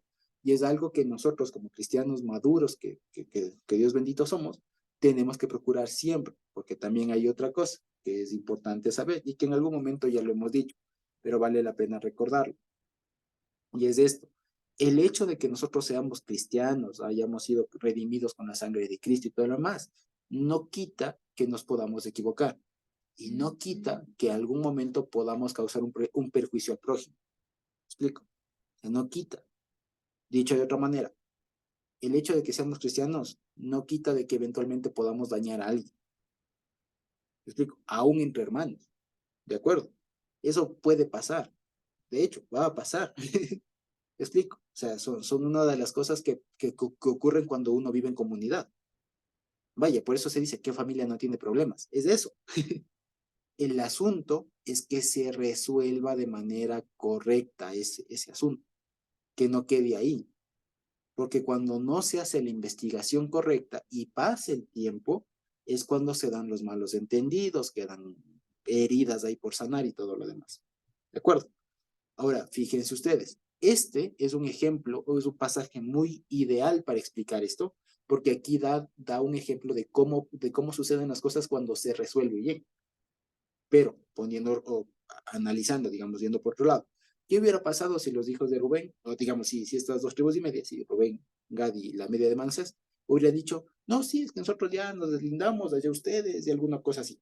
¿Qué hubiera pasado así? O sea, es que después de una investigación hubieran dicho incluso una cosa similar, pero después se hubiera identificado que en realidad eso fue engaño. Pero es diferente, me explico. Pero es diferente. Ahí lo que se hubiera sido es hacer una investigación un poco más profunda, tampoco extenderle, digamos, alguna cosa así, digamos que decir, extenderle alguna cosa así, y de ahí sí, si es que se verifica, pues ya exterminarlos. ¿Explico? Pero siempre hay que partir de hechos, de cosas constatadas, no solo de, es que a mí me parece, es que ¿cómo va a ser eso posible? Que imagínense, hermano, que están edificando un altar, ¿para qué más va a ser? ¿Me explico? Imagínense nosotros aquí, ¿no? Así, hablando como ecuatorianos, ¿no? Imagínate que los rubenitas van, ya pasan, los liberan, el Josué les libera, ya les manda todo y no van construyendo un altar. Fíjese qué les pasa, ¿para qué va a hacer eso? Imagínense nosotros acá con el templo, con el altar aquí del Señor, y allá edificando un altar. No, no, no, hermanos, ¿qué va a hacer eso por ahí? No, eso no se vale. ¿Me explico? Eso no, eso, por así decirlo, hay que arrancar de la cabeza. Si es que tenemos una noticia de algún pecado, así hablando, claro, tenemos noticia de algún pecado, de algún hermano que está pecando, que puede estar pecando, que me parece alguna cosa, lo correcto es ir ante las autoridades que Dios ha puesto y decir, hermanos, he visto que hacen esto. Actúen, actúen, averigüen si es cierto, vean qué está pasando, ¿ya? Y se hará seguramente como hicieron aquí, ir, preguntar cómo están, qué pasó, nos hemos dado noticia de esto y si es que fuera así, es algo grave, pero cuéntenos qué pasó. Y una vez que nos digan, imagínense aquí en ecuatoriano, sí, lo que pasa es que ustedes están allá todo bonito, estamos lejos acá, hay un río en medio que no es que se puede pasar a cada rato, y lo que queremos es tener una señal que nos garantice para el futuro, de que somos del mismo pueblo y que nosotros también podemos ir allá al altar donde ustedes tienen. Esto es una señal, no es un altar. Fíjense, y con eso vamos a ver lo que dice. Dice el 30. Oyendo Fineas del sacerdote y los príncipes de la congregación y los jefes de millares de Israel, que con él estaban las palabras que hablaron los hijos de Rubén y los hijos de Gad y los hijos de Manasés, les pareció bien todo ello. ¿Ya? Y dijo Fineas, o Fines, hijo del sacerdote Eleazar, o Pinjas, Eleazar, hijo de los hijos de Rubén, y a los hijos de Gad y a los hijos de Manasés, hoy hemos entendido que el Señor está entre nosotros, pues que no han intentado esta traición contra el Señor, ahora habréis librado a los hijos de Israel de la mano del Señor. Y Finias, o Pinjas, hijo del sacerdote Eleazar, y los príncipes dejaron a los hijos de Rubén y a los hijos de Gad, y regresaron a la tierra de Galaad, a la tierra de Canaán, a los hijos de Israel, a los cuales dieron la respuesta. Y el asunto pareció bien a los hijos de Israel, y bendijeron a Dios los hijos de Israel, y no hablaron más de subir contra ellos en guerra para destruir la tierra en que habitaban los hijos de Rubén y los hijos de Gad. Y los hijos de Rubén y los hijos de Gad pusieron por nombre al altar Ed, que significa testimonio. Porque testimonio es entre nosotros que el Señor es nuestro Dios. Es Dios, fíjense ustedes. Entonces, fíjense, incluso en algún libro me acuerdo que leía que este pasaje le ponen como si fuera un tutorial, cómo evitar una guerra civil. ¿Me explico? Cómo evitar un malentendido. ¿Me explico? Y si ustedes quieren, ya les digo, se puede meditar un montón al respecto, porque aquí están las claves precisamente para evitar cualquier malentendido. Ya les digo, incluso si es que la ofensa hubiera sido real. Ya les digo, incluso si la ofensa hubiera sido real, aquí ¿qué hubiéramos hecho? Poniendo así, diálogo, a ver qué pasó, hermanos, qué está pasando, qué es lo que le dijeron. Si es que la tierra que a ustedes les parece está inmunda, o sea, está peligrosa, que tiene muchas amenazas externas, vénganse acá. Explico, o sea, hallamos una solución, venga, conversemos. No estamos aquí para entrar a la primera y matarles. Eso ya es la última opción. ¿Me explico? Entonces, siempre, siempre, siempre, siempre. Por eso es que este versículo que habla de que venced al mal con el bien, es esto. Venzan al mal haciendo bien. Ya, una forma de entender es esto. Venzan al mal, entiéndase, haciendo bien las cosas. ¿Me explico? O sea, y en cualquier trabajo nuestro, si es que salió mal un trabajo, ¿cómo se arregla eso? Pues haciendo bien. Siendo de manera correcta, siguiendo los pasos, siguiendo el procedimiento y todo lo demás. Y aquí se sigue esto. Y fíjense que si no se hubiera seguido el procedimiento, aquí ¿qué hubiera pasado? Se terminaban dos tribus. Pero imagínense que después de acabado todo, después se les ocurría decir, no, pero es cierto que no ha sido para eso. Y ahí les matamos. Bueno, qué pena. Bueno, ¿para qué hace? No, no es así. No es así. El asunto, ya les digo, hay que ser muy metodológicos, muy metódicos. Y ya les digo, aquí en estos casos, especialmente cuando uno tiene noticia de un pecado fuerte o de alguna cosa fuerte, es cuando uno demuestra mucho la madurez, no tomar posición, no tomar partido y preocuparse por ver el problema de fondo. ¿Cuál es el problema de fondo? Entonces, fíjense, aquí el problema de fondo no era idolatría, el problema de fondo era inseguridad de los otros, que había una preocupación legítima. Ese era el problema de fondo. ¿Y cómo lo solucionaron y todo? pues vale, me explico, en este caso, ¿ya? Entonces, fíjense que se aprende mucho, mucho, mucho a solucionar conflictos. Y una vez más, vean, la solución de todo conflicto, en buena parte es el diálogo y seguir el debido proceso. Es formarse la imagen completa de las cosas, no solo quedarse con lo que primerito escucho, o con lo que me dice alguien, o solamente con lo que me dice alguien. Es importante analizar todo el contexto, ver qué mismo pasó, si en realidad pasó lo que pasó y por qué pasó ese asunto. ¿De acuerdo? Y después se puede seguir actuando. ¿Sí? Porque fíjense, detrás de todo esto, aquí siempre, y por eso es interesante, que nosotros en muchas otras ocasiones decimos, no, siempre nosotros preferimos la vida y todo lo demás. Pero a veces eso se nos borra cuando vemos un escenario así. Es que están pecando, no, a matarlos. Ahí no defendemos la vida. Entonces no es así. Cuando hay noticia, solamente una noticia e indicios de pecado, hay que procurar la vida, ¿o no? Claro, hay que procurar la vida, hay que ver qué pecado se arrepiente en todo caso, y así es que cumplió, y así es que pecó realmente. Y si es que no pecó, hay que saltar toda la luz. Y fíjense, algo muy interesante, que cuando estos regresan, o sea, tienen la respuesta y les parece bien, no solo a ellos les parece bien, sino que van, regresan, cuentan a los que les delegaron y a todo el demás pueblo dicen, es cierto, parece bien y nunca más se habló del asunto, que es otro tema más. Cuando un conflicto se resuelve ya y muere. ¿Me explico? O sea, hay una frase en nuestro lenguaje popular que es esto de, ya, eche tierra. No, las cosas o los problemas se les echa tierra solamente cuando se solucionó. Cuando un problema se solucionó, ahí sí ya eche tierra. Es decir, ya no vuelvo a hablar más de eso. ¿Me explico? Que era lo que hablábamos la otra vez, ¿se acuerdan? O sea, si tiene un problema, solucione para que ya y en todo caso se vuelvan a pelear o a tener conflicto sobre una cosa nueva y ya no se saque las cosas que ya se solucionaron. Y es más, dicho sea de paso, si es que en alguna situación se sigue sacando a colación alguna cosa que se supone que ya estuvo perdonado, es que en el fondo no estuvo solucionado. ¿De acuerdo? Así que siempre, siempre es bueno, por eso siempre es bueno agarrar, como se dice, al toro por los cuernos, no hacerse loco, no dejar que, no, sí, o sea, con prudencia, pero no dejar que el tiempo pase, que el tiempo transcurra, siglos ahí, que eche tierra ya para que ya nadie se acuerde y todo lo demás. No, sino que hay que tomar al toro por los cuernos, solucionar la cosa, afrontarla. Si es que hay que hacer un careo, ¿me explico? Si es que hay que hacer algo, si es que hay que preguntar, si es que hay que indagar, hacer lo que haya que hacer para que el problema se solucione. ¿Me explico? Que si por último, y ya por último, en realidad toca exterminar a alguien, pues se lo hace, pero así se soluciona el problema. Pero no podemos quedarnos con problemas a medio resolver o sin resolver.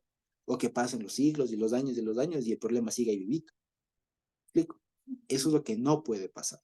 Y esto es un buenísimo ejemplo que está, fíjense, ni en el Evangelio. ¿Ya? Se encuentra aquí en el libro de Josué de cómo se evitan los problemas más fuertes. ¿Ya? Aquí está cómo evitar problemas, cómo evitar malentendidos, cómo evitar, si se quiere, rencillas. Fíjense, aquí al final eran hermanos. O sea, aquí se está hablando de cómo evitar un problema de familia. ¿Ya me explico? Entonces, fíjense, siempre hay que hacer así.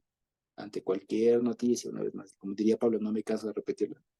Hasta cualquier, ¿no? Cualquier noticia, por más grosera que sea, siempre, primero, no hay que asumirlo, hay que hacer el debido proceso, hay que poner en conocimiento de que corresponda y después que esa persona se encargue de hacer una investigación adecuada, correcta, santa y demás, para que se procure la vida, la solución del problema, la vida del uno, la vida del otro, y que se solucione el problema, y que de una vez se solucione el problema, y que una vez solucionado el problema no se vuelva a hablar más de eso.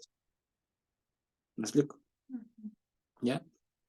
Y eso, y hay otra cosa también. Y después de todo eso, poner en conocimiento de toda la congregación la solución a la que se llegó. ¿Ya? Eso es todo. Y de esa manera se evitan malos entendidos, se evitan controversias, se evitan líos, odios, rencillas de años y cosas por el estilo. O de andar con el corazón herido ahí, cosas por el estilo. ¿Sí? De esta manera se evita mucho. ¿Ya? Ahora, volviendo al campo de la realidad, no es fácil. No es fácil. ¿Ustedes creen que es fácil hacer un procedimiento así, especialmente contra la familia? Hablando aquí de cómo te vayan contra un hermano, contra alguien querido de la familia, a decirle, oye, te arrepientes o si no toca comulgar, ya toca desaparecer. No es fácil, pero es el nivel de santidad, de madurez que el Señor nos exige. ¿Ya? O sea, es todo en realidad. Y en este tipo de cosas, y en realidad, buena parte del cristianismo, ¿no es cierto?, de la enseñanza, la fe y todo lo demás, se demuestra cuando se resuelven conflictos. Ahí se demuestra, ahí se evidencia, ahí se ve. En la capacidad, digamos, en que se puede resolver un conflicto. ¿Ya? Y ya les digo, no, buscar la solución, que el Señor guía a buscar la solución, seguir los procedimientos, para eso están.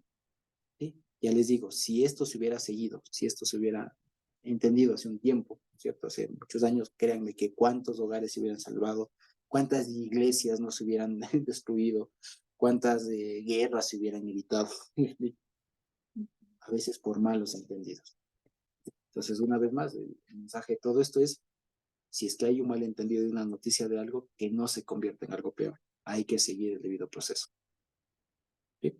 Eso básicamente. Y fíjense que Josué por eso es maravilloso. Es maravilloso por eso. Ya les digo, ni en el Evangelio muchos se encuentra esto.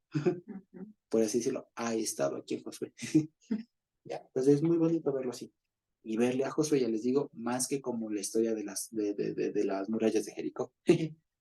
Fíjense ustedes, Josué tiene mucha riqueza. Y por eso es que una vez más me refiero a lo que veíamos al inicio del libro. Josué viene siendo como un sexto libro del Pentateuco, como el complemento, digamos, más próximo, más ideal del Pentateuco, de la Torá. Es Josué. Mucho de la Torá no se entiende sin Josué. Y ahora vemos por qué. ¿Ya? Se entiende mucho. Mucho de la Torá se entiende con Josué. Sin eso, ¿no? ¿Sí? Entonces, ¿qué les parece? Quizá tenemos alguna pregunta, porque ya el siguiente capítulo, el 23 y el 24, que son ya los discursos y demás de Josué y la despedida y ya básicamente el fin del libro, puede ser para la siguiente semana. ¿Sí? De pronto, hermana Digna, ¿puede ser? Sí, hermano Josué, muy buenas tardes, queridos hermanos. Yo, primeramente, una pregunta. Uh-huh. La tribu de Rubén, Gad, creo que era el otro, bueno, la tribu de Rubén y los otros dos más, ¿no? Edificaron ese altar en tierras que no le correspondían, así es, Al porque parecer sí, dice en había el hablado de límite del Jordán, dice. exactamente. Sí. Uh-huh. Eran tierras que no les correspondían, ¿verdad? No necesariamente, hicieron a su lado más bien, se entiende. Permítame ver, Pero dice, entonces, sí, dice, sí, miren, en el 22:10 dice, y llegando a los límites del Jordán, que está en la tierra de Canaán, los hijos de Rubén y los hijos de Gad, sí, en el otro lado del Jordán, o sea, al lado que sí, en teoría no les correspondía. Sí, ajá, exactamente, ¿no? Que no le correspondían. Entonces ellos ahí estaban creando un problema, ¿verdad? El aparentemente, claro, problema sí. estaba ahí, visto. Ya, entonces para mí parecer, esta gente ya desde ahí empezó a demostrar el desagradecimiento. Porque mire, si nosotros retrocedemos al capítulo 21:45, donde dice, no faltó ninguna palabra de las buenas promesas que Jesús les había prometido, ¿no? Todo se cumplió, todo se cumplió. Luego Josué les dice que regresen a su tienda. Ellos van contentos, felices, porque van cargados de tesoro, de vestiduras, bueno, de toda clase de cosas materiales, ¿no? Entonces, me parece a mí que ellos debieron de haber ido a su respectiva tienda y ahí todos unidos empezar a desarrollar esas tiendas, esas tribus, que más luego le llamaríamos pueblos, ¿verdad? Eso me parece a mí que debieron de haber hecho estos hombres, porque ellos ya lo tenían todo, Dios se los había dado todo, no les faltó nada. Pero Uh-huh. miren, como el enemigo anda atrás de la persona, que tenían que ir a construir ese altar donde no les correspondía. Y que si no hubiera sido por los 10 príncipes que fueron con su cabeza fría o sabia, o ya ellos estaban destinados para ir a solucionar ese problema. Porque si ellos no hubieran ido a investigar, ¿cuál era la razón por la que habían ido a construir ese altar donde no les correspondían? Imagínense que ahí se hubiera dado la guerra, porque ellos en su ignorancia enseguida pensaron, no, vamos aquí a hacer la guerra, vamos a pelear. Y no pensaron en ir a investigar el caso, ¿sí? Pero a mí me parece que ellos sí tuvieron culpa. Enhorabuena, gracias a Dios se solucionó con la investigación. Y eso viene ahora con la explicación tan detallada que usted nos da de que así debemos de actuar. El hombre debe de actuar así ante un problema. Por muy minúsculo que sea, debemos de ir a averiguar, ir al fondo. ¿Qué es lo que pasó? ¿Por qué se dio este problema? ¿No? Entonces, ahí se solucionaría todo. Pero para mí, si tuvieron culpa, estos hijos de Rubén y de Gad y todos ellos, ¿sí? Porque ellos fueron a provocar, construyendo ese altar, ellos provocaban a los otros.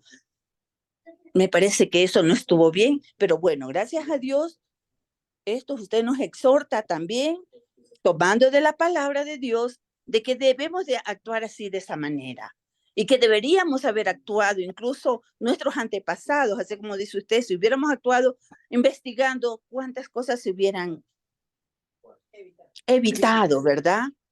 Pero el hombre actúa con, ¿qué se puede decir? Con el corazón, no con la cabeza. Pero bien, ha sido tan maravilloso escuchar esto, tan maravilloso que el libro de Josué, como usted lo ha dicho, es un libro profético. Un libro que todo lo que ya mi Dios nos dijo que va a pasar, aquí lo estamos viendo. Yo lo estoy viendo. Ustedes ya lo han visto, ¿no? Ya lo han leído, lo tienen en su mente, en su corazón. Yo lo estoy viendo ahorita. Lo estoy viendo. Hay cosas que no los entendía, por eso le pregunto a usted. También tengo, Josué, otra pregunta. Siempre se habla de las 7 tribus, pero aquí se menciona la media tribu. No sé cuál es esa media tribu, ¿sí? Me Ahí gustaría que me explique cuál es la media tribu. Y le sí, agradezco muchísimo porque en eso que usted nos explica que debemos de solucionar los problemas y échale tierra, es algo bien difícil. Es algo bien difícil mientras ese problema que usted cree que ya está enterrado, se lo vuelve a vivir el día de mañana. Entonces ese problema nunca se desaparece, exacto. ¿verdad? Nunca se desaparece. Entonces yo no, ahí sí ya no sé, seríamos que teníamos que estar siempre con Dios, orando, tal vez para que nos quite ese problema de nuestra mente, de nuestro corazón, para poder vivir en paz nosotros mismos, la persona que tiene el problema, para vivir con los que le rodean, ¿no? Porque es muy duro y muy triste vivir con un problema que no se le ha podido echar tierra. Y si uno trató de echarle tierra para que ese problema quede enterrado, ha sido difícil. Es difícil, hermano Josué. Tal vez Así es. usted con sus conocimientos también de leyes nos aconseja esto, que es muy sabio, pero ya en ciencia, en un cuerpo ya de uno, es difícil. Claro que para mi Dios no hay nada, es difícil, pero para el ser humano, que siempre hay una debilidad, se hace difícil. Gracias, hermano Josué. Y me gustaría que me explique por qué habla de la media. Sí, siempre se dice que son las 7 tribus, creo que es, ¿no? O las 12. Las 12 tribus, perdón. Las 12 tribus de Israel. Pero en cambio yo estoy escuchando aquí media tribu, leyendo la media tribu.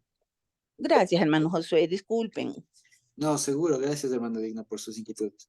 Desde el último que nos decía, se habla de las 2 tribus de Media, porque son 2 tribus y media las que heredaron la tierra al lado oeste, perdón, del Jordán. ¿Ya? Si nos acordamos del relato de Números, Números 32, precisamente ahí lo puede ver.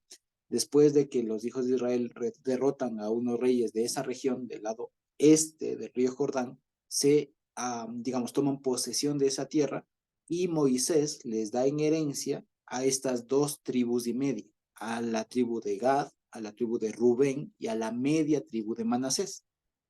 ¿Ya? Y en el libro de Josué que estamos leyendo, en cambio se ve cómo las demás tribus, el resto de las tribus, heredan o toman su heredad, es decir, las 9 tribus y media. porque la tribu de Manasés tuvo herencia al un lado del Jordán y al otro. Por eso se habla de la media tribu de Manasés. Pues porque Manasés tuvo heredad, tuvo terreno al un lado del Jordán y al otro, o sea, quedando partido. Y las que quedaron al lado este del río Jordán, ¿no es cierto? La tribu de Rubén, de Gad y la media de Manasés, que son las que se habla de las dos tribus de medio. Ya como aquí mismo se dice, la tribu de Rubén, la de los hijos de Gad y la media tribu de Manasés, que tantas veces he dicho aquí, ¿sí? Son las dos tribus y media, ¿sí? Eso básicamente. Y lo otro, al parecer, digamos, no lo tengo claro, parecería que el altar fue construido al lado de Canaán, o sea, al lado este, perdón, al lado oeste del río Jordán, parecería, me da la impresión, no sé si estoy leyendo mal, pero me parecería que es al lado, como usted diría, hermana Digna, al lado que no era su territorio. Sin embargo, esto no es una cuestión, digamos, que más bien dicho, o sea, del relato de todo lo que estamos viendo, no se ve mala fe, ni expropiación, ni ocupación, digamos, de un territorio que no es propio, ni nada, porque ya se ve, o sea, digamos, ahí no hay mala fe en eso. Y digamos, si es que alguna duda quedaba, el relato mismo nos explica por qué. Y ya les digo, no hay ningún tema así de que ellos lo hicieron para causar un perjuicio, un daño, alguna cosa así. ¿Sí? Eso básicamente. Entonces, no es que hubo ahí alguna cosa, digamos, maliciosa de parte de estas dos tribus y media que construyeron el altar, en donde sea que haya sido, digamos, parece de lo que estaba leyendo, parece que fue construido al lado oeste del Jordán, o sea, al lado de las otras tribus, no del propio, digamos así. Sí, eso básicamente. Carmita estaba levantando la mano hace un ratito. Sí, Digna, bendiciones. Yo quería decir que, o sea, el problema, ¿por qué las tribus que estaban al lado, las 10 tribus, digamos así, que estaban al lado occidente del Jordán, pensaron que las otras tribus que estaban a la derecha del Jordán actuaron mal? El tema es porque Dios había dicho que solamente en la tierra que Él eligiera se hicieran los sacrificios, y pues Él dispuso pues que la tierra que Él iba a escoger em, fuera solo un lugar donde todo el pueblo subiría para ofrecer los sacrificios, subirían para las fiestas, y esta porción iba a estar en la tierra en el territorio del Jebuseo, lo que sería Jerusalén. Entonces no podían tener otro altar en ningún otro lugar del territorio de Israel para ofrecer sacrificios y hacer esas cosas, porque eso sí sería abominación contra el Señor. Entonces, cuando van a indagar qué pasó, dice, nosotros levantamos este altar no para sacrificios, solamente como testimonio de que también somos pueblo y somos hermanos de los que quedaron al otro lado del Jordán, y no sea que mañana nosotros, como estamos al otro lado del Jordán, vayan a decir que no somos parte del pueblo. Eso es nomás que quería aclararle. Exactamente, así mismo es. Sí, gracias, Carmita. Efectivamente, el asunto no fue por dónde construyeron, sino por lo que construyeron. Sí, eso. Gracias, Carmita. Muy bien. Exactamente. Entonces, sí, y en todo caso, si quedaba alguna duda, pues ya el relato mismo nos dice de qué se trataba el asunto y cómo se solucionó. ¿Sí? Eso básicamente. Muchas gracias, hermana Dina y Carmita, por participar. Sí. Quizá tenemos alguna otra pregunta. De otro modo, podríamos terminar por aquí la grabación. Y la otra semana ya estaríamos, fíjense ustedes, terminando un libro más de la Biblia. Sí, estaríamos terminando el libro de Josué y ya Dios mediante la siguiente semana. ¿Sí? Y en 15 días, Dios mediante, estaríamos terminando o comenzando quizá el libro de Jueces, si ya el Señor no dispone de alguna otra cosa. ¿Sí? ¿Sí? ¿De acuerdo? Ok, entonces creo que no hay otra pregunta. Bendito Dios.